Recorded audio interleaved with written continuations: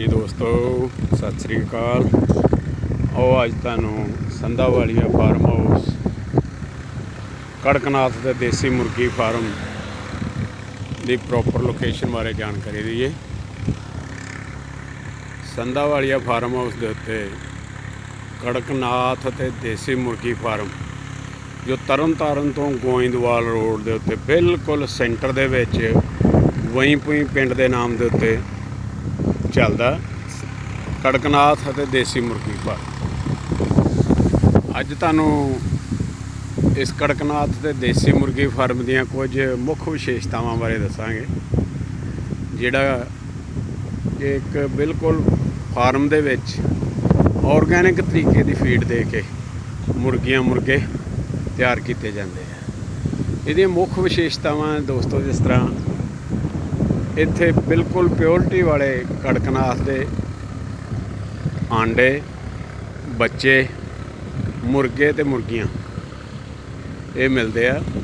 ये नाल ही देसी मुर्गियां मुर्गे भी वैरायटियां के हिसाब नाल 2-3 वैरायटियां के हर वक्त इत्थे मौजूद होंदे हैं। आओ तुहानूं अज इस मुर्गी फार्म बारे जानकारी देंदे।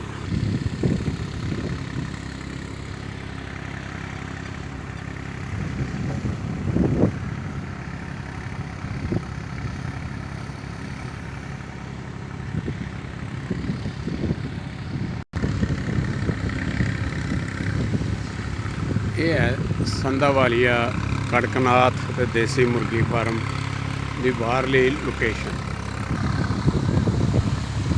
इस हॉल दे विच अलग अलग पार्टीशन करके कड़कनाथ वैरायटी दे अलग ते देसी वैरायटी दे अलग रखे गए।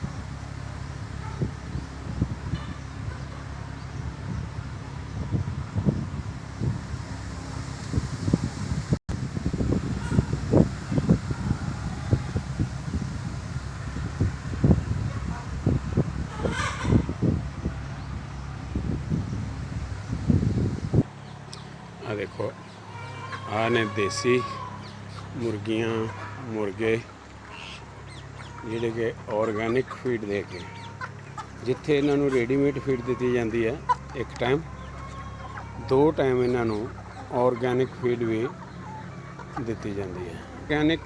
ऑर्गैनिक फीड बारे तुहानूं दसदे हैं वो किस तरह। आ देखो इसे मुर्गी फार्म दे विचों नाल ही अपने फार्म दे विच जमीन दे विचों कुछ हिस्से च बकायदा तौर पर नाल ही फार्मिंग की गई है। इस जगह के उत्ते इन्हों 3-4 घंटे खुले छड्डिया जाता, जिहदे विच मेथी धनिया पालक होर इस तरह दी बहुत सारिया चीज़ां मकई बाजरा रला के उसकी बिजाई की गई है। आ पोर्शन ये हैगा देसी मुर्गियां मुर्गियां का। बेशक इत्थे इन्हों देखण नूं इस वेले देसी मुर्गियां लग रही, इन्हां दे नाल ही दूसरे पार्ट दे विच जाली ला के कड़कनाथ वैरायटी दीयां मुर्गियां ते मुर्गे रखे गए।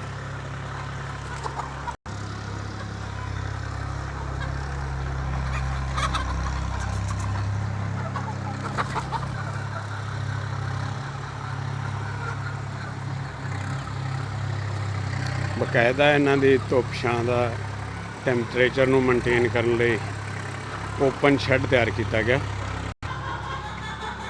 कुछ इन्हां दा इनडोर पोर्शन हॉल बनाया गया जिथे इहदे च भी पार्टीशन करके देसी मुर्गियां मुर्गे अलग ते विच दूसरे बन्ने जाली नाल पार्ट बना के और कड़कनाथ के मुर्गे मुर्गियां अलग रखे।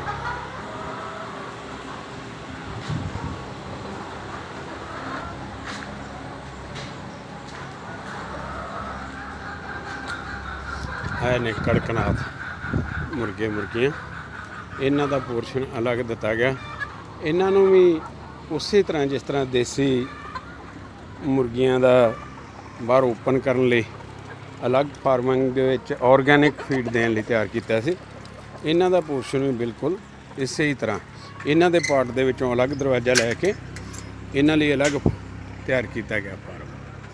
इहदे विच भी उही कुछ जिस तरह अगे तुहानूं दस्सिया भी ऑर्गैनिक फीड तैयार की जाती है और इत्थे खुले छड्ड के उन्होंने डाइट दी जाती है। एक साइड के उत्ते देसी मुर्गियां मुर्गे और विच पार्टीशन करके जाली नाल, दूसरे बन्ने कड़कनाथ मुर्गियां मुर्गे रखे जाते हैं। हाँ दोस्तों, तुम देख रहे हो जिस तरह मेरे हत्थ दे विच एक कड़कनाथ नस्ल की मैं एक पंछी फड़िया मुर्गी।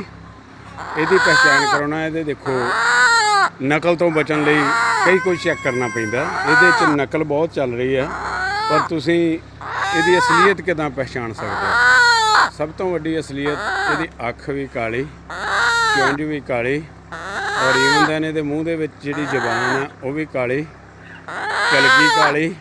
ये फीमेल आ, ਇਹਦੀ कलगी नहीं दिसदी ਤੁਹਾਨੂੰ। ਜਿਹੜਾ मेल आ ਉਹਦੀ कलगी ਵੱਡੀ ਹੁੰਦੀ है और ਇਹਦੇ ਨਾਲ ਇਹਦੇ पैर काले। ਇਹਦੀ ਜਦੋਂ ਤੁਸੀਂ ਸਕਿਨ ਚੈੱਕ ਕਰੋਗੇ ਤੁਹਾਨੂੰ ਸਕਿਨ ਵੀ ਸਾਰੀ ਕਾਲੀ ਨਜ਼ਰ ਆਊਗੀ। ਈਵਨ ਦੈਨ ਜਦੋਂ ਅਸੀਂ ਇਹਨਾਂ ਨੂੰ ਮੀਟ ਲਈ ਇਸਤੇਮਾਲ ਕਰਦੇ ਹਾਂ ਉਦੋਂ ਇਹਦਾ ਮੀਟ ਵੀ ਤੁਹਾਨੂੰ ਕਾਲਾ ਹੀ ਮਿਲੂਗਾ, ਕਿਉਂਕਿ ਬਹੁਤ ਹੱਦ ਤੱਕ ਇਸ ਦਾ ਬਲੱਡ ਵੀ ਕਾਲਾ ਹੀ ਹੁੰਦਾ ਹੈ। ਇਹ ਚੀਜ਼ਾਂ ਦੀ ਪਹਿਚਾਣ ਰੱਖਣੀ ਬਹੁਤ ਜ਼ਰੂਰੀ ਹੈ। ਕੜਕਨਾਥ ਦੇ ਉੱਤੇ ਧੋਖੇ ਨਾਲ बहुत तरह का गंदा बिजनेस किया जा रहा। कई लोगों का मिक्स किया वा, रंग काला दिखा देंगे मिक्स रख के इहदा वेट वधाउण लई, क्योंकि ये अपने आप दे विच बहुत वेटलैस आ। फीमेल का वेट कभी भी किलो तो नहीं जाता, ज़्यादा तो ज़्यादा 50 ਜਾਂ 100 ग्राम वेट उत्ते जा सकता, और मेल का कभी वेट जिहड़ा 1.5 किलो तो उपर नहीं जा सकता। वो भी बस इस तरह 50-100 ग्राम तो उपर जा सकता, इस तो उपर नहीं होगा, चाहे वो 4-5 साल का भी क्यों नहीं होगा। पर साडे लोगों ने इन्हों मिक्स क्रॉसिंग करके इन्हों का वेट वधा के इन्हों की डुप्लीकेसी तैयार कर दी, ओरिजिनैलिटी खत्म कर दी है, जिहदी पहचान रखनी बहुत ज़्यादा जरूरी है।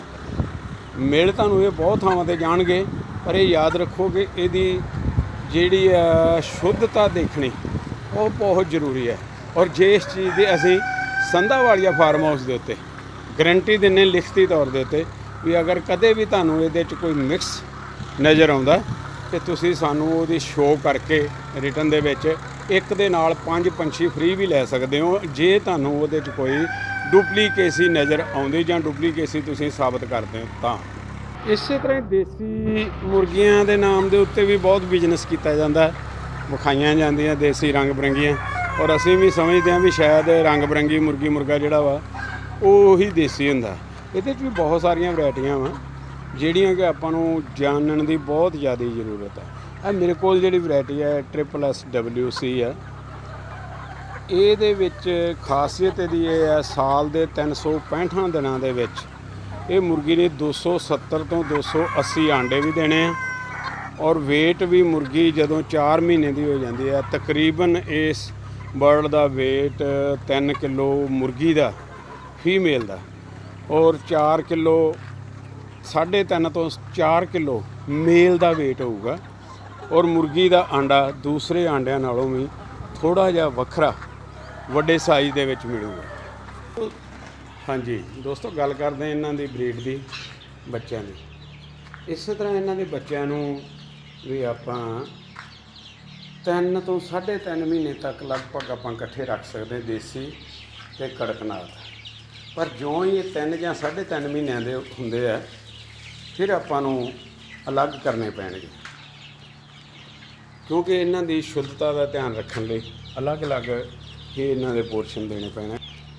आ जिहड़े चिक्स तुसीं देख रहे हो ये तकरीबन 1.5 महीने का बच्चा वा। ए छोटे तकरीबन शायद 1 महीने के अंदर है बच्चे, बट इन्हां दा बकायदा हाँ जी इन्हां दा बकायदा DNA लैके टैसट करवाया जाता कि किते किसी तरह का भी इन्हां दे विच कोई मिलावट तो नहीं आई। आ बिल्कुल लेटेस्ट बच्चे जिहड़े कि सिर्फ अजे 1 दिन दे हैं।